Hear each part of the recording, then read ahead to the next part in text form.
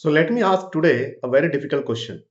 How many mega projects have failed while their dashboards were completely green and it was looking very pleasant? The KPIs were good, the risk metrics were good, the schedule performance index, cost performance index, everything was working very fine, but still the project failed. It has happened several times, and I'm sure that you also have witnessed several such cases. In our last video, we were discussing about the structural defect into the governance which causes such failures. In today's discussion, let's talk about the administrative part of it, how this fails, how it happens. One thing is very important to understand that mega projects are very complex in natures. Their nature are very complex. There are a lot of interfaces involved. There are a lot of stakeholders involved. There are a lot of compliances involved, several technicalities, complexities, approvals from the different government organizations, different entities are involved, different stakeholders are, giving their influences. So it becomes very difficult for a mega project execution point of view. And in these kind of projects, you cannot sustain without these control systems. Now, what exactly are these control systems? They are nothing but your dashboards, your KPIs, your matrices, the way you see your cash flow, your balance sheet. Those are all the tools or the control systems. But does it really mean that if you have a sophisticated control system, you have a control? Because understand one thing, control system and control, these are the two different things. We have to understand this basic difference here. When we understand this basic difference, we'll come to understand one thing is that if you rely heavily on your control systems, if you completely remain dependent on your control systems, somewhere the control on the project becomes an illusion because you are always having those pleasant figures, those green boxes in front of you during your review meetings. Trust me, there are three very important things which needs to be looked into before you assume that you have a complete control on your project. And in order to avoid this control illusion, you must know these things. You have to ask about these three basic questions.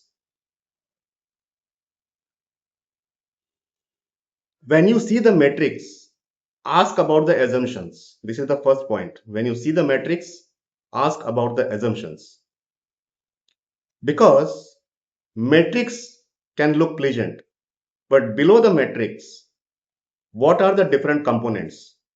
Because what happens when you heavily rely on the matrix, the minor components of a milestone of an activity, sometimes they get suppressed by those bigger packages.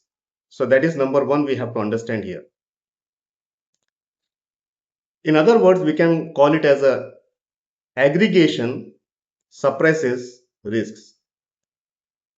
And the first point we discussed as the overconfidence in matrix. So you should avoid being overconfident with your matrix. You should see that aggregation is not suppressing your facts. And the third and the most important thing, you should convert your formal meetings into insightful meetings. When we have these meetings, instead of a ritualistic meetings, wherein we are just going through the matrices, we are just going through the green boxes, we are just going through the pleasant figures, ask questions which are insightful, which are giving you details in micro level. These kind of discussions are a bit important. So this is the first part. By doing these things, you can avoid your illusion. Now, the second question which comes here is that if you are in a project wherein you are really have such issues or how to identify these issues, trust me, I'll give you three very simple tricks. as a project sponsor, as a project leader, or as a project director or a project manager of a mega project, just do three things. Compare your KPIs with your actual physical progress. For example, you are having your SPI, Schedule Performance Index, your Cost Performance Index in place. Compare them with the physical progress which is achieved so far, and this you have to do as an insightful activity during your review meetings, wherein you are not relying on the inputs from those dashboards, rather you are having your sample inputs. These micro level inputs will give you a lot of insight. That is number one. Number two, when you have this matrix in front of you, when you have this aggregated matrix, try to break them down into micro level metrics, into micro level components, and you will see there will be a several mismatch. Third and the most important thing, ask some questions which are not very comfortable in terms of the governance of your project. Though we are being very happy with those figures in our meeting rooms, but then are we really having those five important components of governance in place?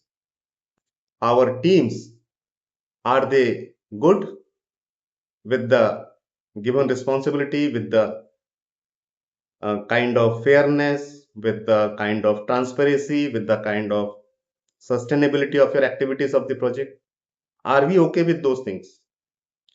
When we do such kind of analysis, when we ask these questions, you will see you will get a lot of surprises. You will see a lot of new things which doesn't come to you only through these dashboards. Trust me, in my more than 3 decades of career, I have gone through these things, and these insightful questions, which are not the ritualistic kind of processes, they are the different processes, customized by your experience, customized by your learnings, your lessons learned. They help you a lot. So, this control illusion is something which really needs to be cross checked, which really needs to be checked properly. Else, it will create issues for your project. Once again, this topic of today's, I wanted to name this topic as a control illusion. Let us not be under these illusions. Let's execute our projects in a better way. Keep tab on these illusions, keep cross checking those things, and I'm sure we'll keep on delivering successful mega projects. Coming to end with this small discussion, as I always say, let's create this community for mutual benefit to each other, for the industry professionals, for the future generation. This YouTube group, PPM with Rajdeep, has really been very humble, which has been joined up by a lot of members. A lot of people have given good response. I would request you also to come forward.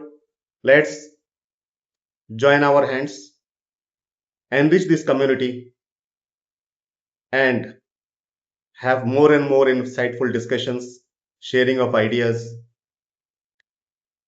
which can benefit to all of us.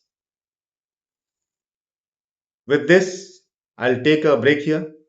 See you very soon with our next chapter, wherein we will talk a bit more about the governance, a bit more about the governance enhancements, those factors. Till then, bye bye. Have a great day. Thank you so much.